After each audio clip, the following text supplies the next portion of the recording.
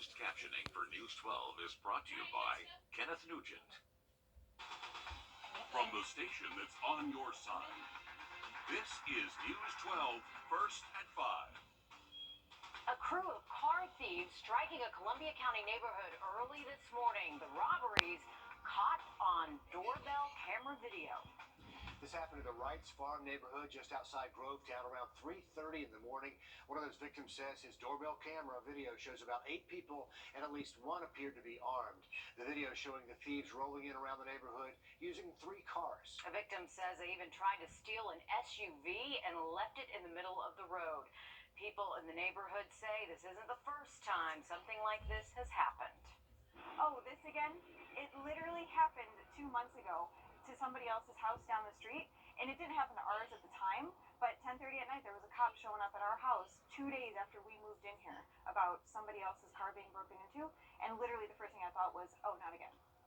This neighbor not wanting to identify herself. The Columbia County Sheriff's Office confirming small items were taken from 4 cars where doors were left unlocked. But you can see crystal clear video there. No doubt that will help deputies find these suspects. Some people leave the doors unlocked now just to keep windows from being smashed and just don't leave anything important in your car. But yeah, hopefully they will find those suspects. Let's have a look outside now as we check our camera over at Wheeler Road and check in with First Alert Chief Meteorologist Riley Hale. Riley, huge week, next couple of weeks for golf in this area. We've got the Women's Amateur coming up this week, and then of course the Masters rolls in next week. How about the weather? Yeah, looking great for most of the week, but Thursday, that's where we're kind of time stamping the potential for some showers and storms to show up. Outside of Thursday, we do look completely dry, but the wind's also been a decent weather story for us over the past several afternoons. Winds are still going between 10 to 15 miles an hour between Washington, Thompson, Augusta, and Aiken. Not as breezy as what we saw Saturday and Sunday afternoon, but still enough to create just a dangerous burning condition. So hold out from burning still very dry air, and those winds have not calmed down all too much yet. 74 degrees this afternoon, very seasonal for this time of year, how we should feel towards the end of March. And the one thing is, since we are at the end of March, that means our pollen count's going to be very high, especially with very little rain in the forecast the next several days. We're not going to see any relief until we get to Thursday. Once again, Thursday is that day we are timing out to where showers and storms will arrive. Current temps across the area, we're at 74 in Augusta. That is the warm spot. 72 in Aiken, 70 up at the lake, and then the cool spot, 69 degrees right now in Edgefield. If you have any plans this evening, temps will stay 70s, 60s, at least through around 9 p.m. this evening. Late tonight into early tomorrow morning, a little bit of a cool start. We'll wake up in the low 40s for the first part of your Tuesday. Staying nice tomorrow, but getting a little bit windier again Wednesday, and then we'll talk about those storms as well in just about 10 minutes. Riley, thank you. A memorial at an Orlando amusement park is steadily growing after 14-year-old Tyree Sampson fell to his death last week. There are flowers, a picture of Tyree, and a football next to that drop tower at Icon Park. Dozens of people crowding there last night to pay their respects and show their support. Treasurer Roberts takes us there where family members are trying to process the loss while also calling for accountability. Shock lingering after the tragedy here at Icon Park when the 14-year-old slipped through the restraints of the ride and fell to his death. His cousin, Shay Johnson, who lives in Orlando, says she spoke to him the day he died. She says Sampson told her he was denied entry to the Starflyer and Slingshot attractions at the park because of weight. Both rides owned by Slingshot Group of Companies.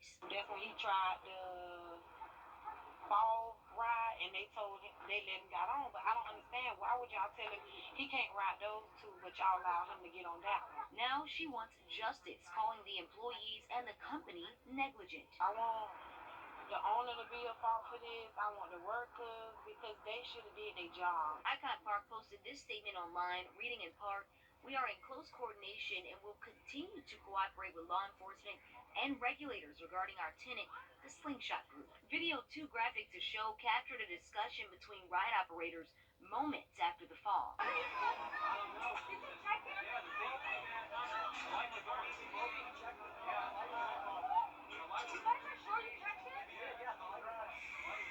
The big question is now, how did this happen and who's responsible? State investigators are working to figure that out, and so are the attorneys representing Sampson's family. The focus of this investigation is going to be on the training of the staff on the ground who may not have secured Tyree before the ride took off. Meanwhile, Johnson has been forming a petition so we can get the ride taken down. So far, she's collected more than 500 signatures.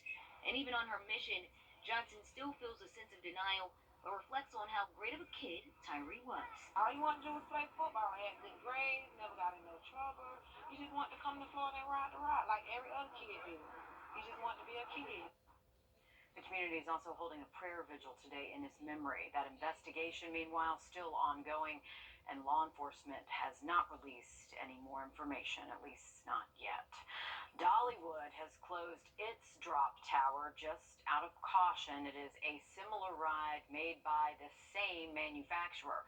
They say they are temporarily closing the ride until there are more details about the accident at Icon Park. They say the safety of their guests is their top priority. Aiken County Sheriff's Office asking for your help finding a missing woman. The family of Melissa Keenan reported last seeing her on Friday walking into some woods near her home on John Scott Road off Old Barnwell Road. Her family says she has some mental health issues and they're worried for her safety. If you have any information, contact the Aiken County Sheriff's Office, the number right there on your screen. New details today on a Myrtle Beach helicopter crash that happened over the weekend. The National Transportation Safety Board says this was a sightseeing flight. Today, federal investigators are working to see what caused this crash on Saturday. A preliminary report shows the helicopter tried to land at a helipad when it came down in a parking lot and rolled into some bushes there. The Myrtle Beach fire captain says all 4 people on board were not seriously injured.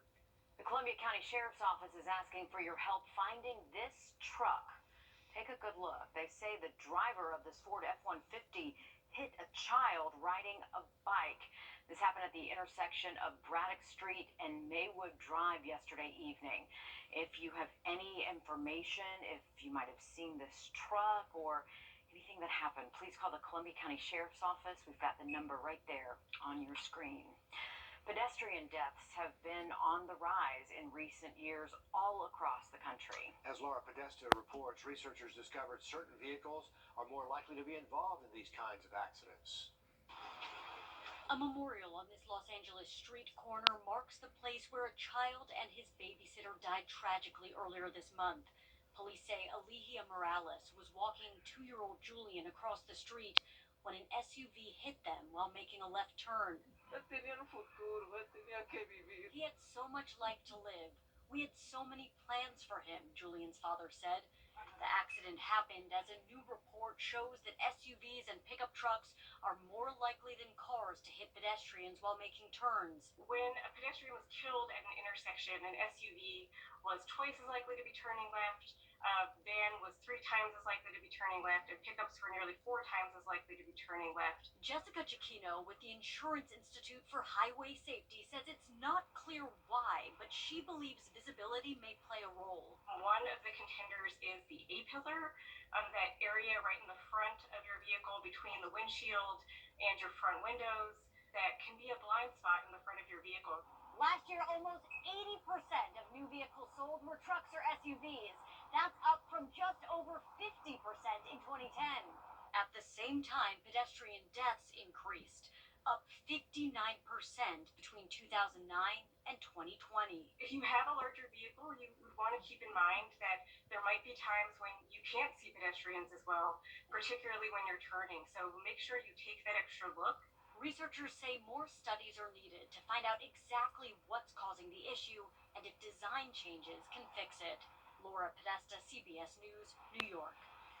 A study from Consumer Reports last year found higher hoods on trucks and SUVs can also block a driver's view of pedestrians in certain situations.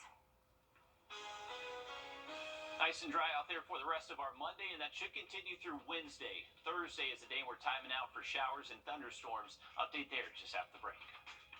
And they can't leave their house without fear of being attacked by a bird. That's the reality for one Georgia neighborhood.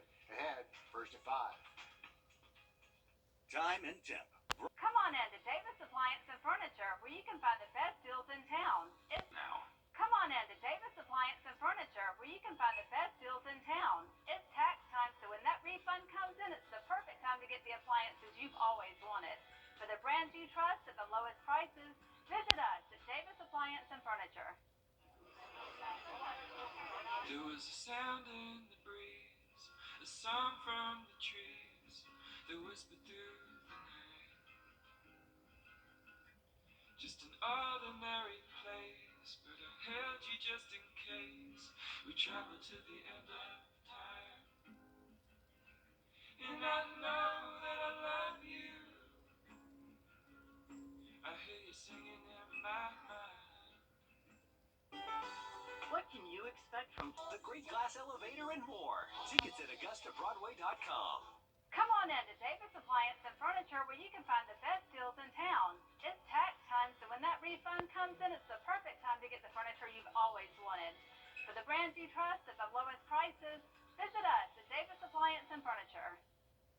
Well, it's not quite The Verge by Alfred Hitchcock, but one Atlanta neighborhood is on high alert after one particular barred owl has been attacking people. This story freaks me out. Jamie Kennedy showed us why wild experts think this is happening and what they're trying to do about it. I would like, to feel also comfortable running around the neighborhood without fear of talons coming into my scalp. The Brookwood Hills neighborhood is on high alert as the result of one particular barred owl that has attacked people multiple times. I felt something just come down and just grab me on the head. Experts say it's rare to be attacked by an owl, but if it does happen, it's usually before winter when they try to scare out competition.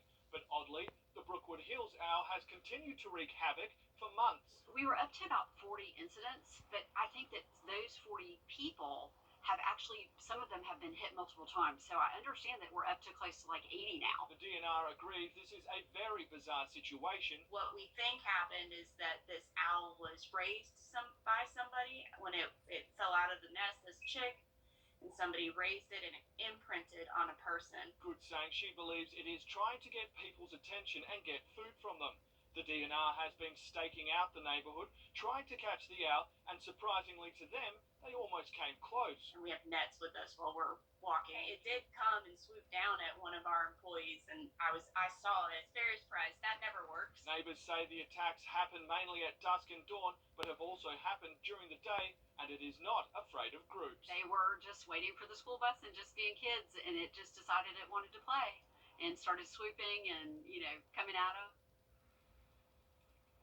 Owl just looking for a bite to eat, I guess. DNR says it will be out there this week, walking the streets, trying to net the owl. They also say they're going to set up a separate trap using live mice, and if that doesn't do it, you're not going to catch that owl. They say this is not an easy job. It could take weeks, they think, but they believe for everyone's safety, including the owls, it is best to relocate it. Probably a good idea. Yeah, especially that neighbor saying he didn't want talons in his scalp. Who does? And that's the crazy thing about owls is they can fly silently, so you don't even hear them flying towards you. That's kind of what makes them the top apex predator at night. That all their prey, they can't hear them flying towards them. So that's nightmare. I was today years old when I learned that. Riley, you managed to teach us something about wildlife every day. I watched a really cool PBS special on owls one day. I was kind of bored, but it ended up being really interesting. Okay. And it's actually like the beveled tips of their feathers actually kind of suppress sound, so that's how they can do it. And look at that. And you've now taught us all something today. Owls look, are very this is cool. why we come to work. Yeah, don't go out at dawn or dusk is what you're teaching us. Hey, we have a barred owl that hangs out around our studio. He's been spotted a couple times, so we do. He's a little bit nicer though than that one. So. Yeah, I don't walk outside like this. I'm going to think about my scalp from now on as being vulnerable. The umbrella for protection. Yeah. Oh, yeah. Hey, well, beautiful weather out there for the rest of this afternoon and evening. Clear skies at the moment over our Aiken County cam. And this camera that we actually get from the WeatherStim camera network, they pivoted, so we've got a little bit different look over Aiken County now. So pretty cool shot here. Blue skies, not much in the way of weather to worry about this afternoon. Just the only thing is, it's still very dangerous if any fires get going. We still have a good steady west wind at 15 miles an hour, very dry air in place, and with warm temps in the 70s this afternoon, any fire that starts will be very hard to contain. So a heads up for that. That high fire danger is continuing. Our sustained winds across the area are peaking here at the moment, anywhere between 15 to 20 miles an hour from Augusta to Louisville down Highway 1. So pretty steady wind. Now, as we head into Tuesday, they will lighten up. Generally between 5 to 10 mile an hour winds Tuesday afternoon. This will be thanks to high pressure retreating off towards our northeast, so that will bring a different wind flow to the area. So southeast winds tomorrow. And then on Wednesday, we'll be ahead of our next approaching cold front. So south winds will get fairly breezy, 10 to 15 mile an hour sustained winds. Gusts could be a little bit higher at times. And then on Thursday, that's when the cold front does show up, and we will stay breezy throughout the day Thursday until that finally moves east of us later into the week. Now, temperatures on Wednesday are going to get close to 90 degrees, so those south winds that become breezy will bring in very warm air with it. So Wednesday is definitely going to be our warmest day of the week. Those showers and storms will move through Thursday ahead of a cold front. Luckily, that cold front not going to bring us big changes, generally staying in the mid-70s, even once that rain moves past us Thursday. And it looks like a pretty good soaking across the area. Most spots at least receiving around an inch with showers and thunderstorms Thursday. The good news is we're not really anticipating much of a severe weather threat. So here's a current look at radar. This is going to be our stalled front that lifts north of us tomorrow, and will bring us a little bit better winds by Wednesday. This is a look at the severe weather threat Wednesday. So as the system starts to approach the southeast, likely going to be a big bullseye for severe weather across Mississippi, Alabama, Louisiana. But as the system gets closer to us on Thursday, that severe weather risk does move off towards the northeast. So mainly the Piedmont of North Carolina and part of the coastal plain. For us here locally in the CSRA, no current risk for severe storms, but we could see just a very low risk kind of taper south of that main threat that will be north of us. So something we'll be monitoring. At the moment, doesn't look like we're going to have a huge threat for strong thunderstorms Thursday. Going outside of our Grovetown cam, clear skies out there this afternoon. Perfect weather to get outside. We are at 74 degrees, and we'll see temperatures generally seasonal into the 70s the next couple of afternoons. Any evening planned, skies will stay clear through this evening into late tonight, and eventually we will work our way down into the low 40s by tomorrow morning. So a little bit of a chill to start off your Tuesday. Just getting gustier and warmer for our Wednesday, and then once again, heads up for the showers and storms on Thursday. All right, thank you, Riley. Certain books in Georgia schools under fire. Now, a bill calls into question the process for banning books. We'll show you the debate just ahead on News 12, first at 5. The Live by Camera Network. A bill to ban certain books in Georgia schools in the final steps to reach Governor Kemp's desk. Friday, House lawmakers passing the bill requiring schools to respond faster when parents request a book be banned. Lawmakers in support emphasizing the importance of a quick response. Opponents spoke to a criminal component that's a troubling part of all this. It is a nationwide attempt, as other bills have been this session, to intimidate teachers, to intimidate principals. It started out as a misdemeanor for librarians, media techs, who failed to scrub the entire universe of knowledge of all potentially offensive things. And we need a time frame for when these determinations are made. But the bill calls for principals to review a parent's complaint and investigate it within 7 days and provide a response within 10 days. Governor Henry McMaster is calling for South Carolina State. All right, thank you for that update, Mary. We are looking at nice weather heading into the weekend. Saturday and Sunday, high temperatures should be very comfortable in the mid-70s. Now look at that forecast coming up just after the break. I'm Attorney George Sink. I've served all my life serving you. My career is focused on helping the injured because I can relate to that. I don't just sympathize. I know how all it takes is a single second to change your entire life. Being an attorney isn't just a job for me, it's who I am. My name is Fatima Zaidan, and I'm an attorney at the Eichholz Law Firm. I get it. I've been there, and I'm dedicated to fighting for you. I'm Laura Warren, inviting News 12 viewers on an adventure to Montreal, Quebec City, and Canadian Maritimes, August 4th to the 14th. Experience picturesque small towns and beaches, as well as the historic cities along the Atlantic coast, as we use roads and rails on this Canadian adventure. Visit holidayvacations.com, keyword Augusta, to learn more about this tour and watch a travel show, or call 888-557-1020 for a free brochure.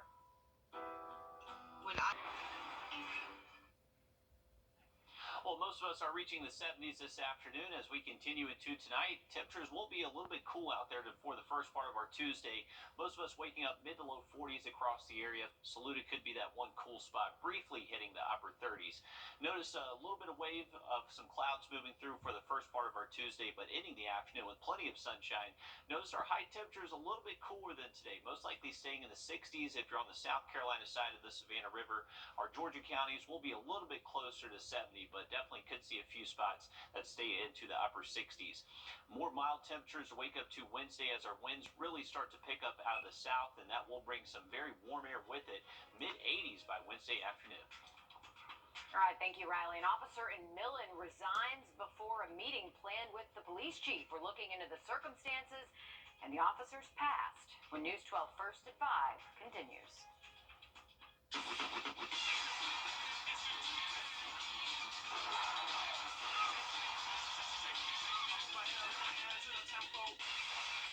Come on into Davis Appliance and Furniture, where you can find the best deals in town. It's tax time, so when that refund comes in, it's the perfect time to get the furniture you've always wanted. For the brands you trust at the lowest prices, visit us at Davis Appliance and Furniture. Is free. We are Augusta's trusted specialist and only national erectile dysfunction provider. Call Peak Performance for Men today. When you download the 1226 First Alert weather app, you've got access to the best local and most trusted weather team just a click away. Live radar, First Alert forecast, and more. Whether your skies are sunny or severe, you'll be ready with the free 1226 First Alert weather app. Come on into Davis Appliance and Furniture, where you can find the best deals in town. It's tax time, so when that refund comes in, it's the perfect time to get the furniture you've always wanted. For the brands you trust at the lowest prices, visit us at Davis Appliance and Furniture. Closed captioning for News 12 is brought to you by Kenneth Nugent.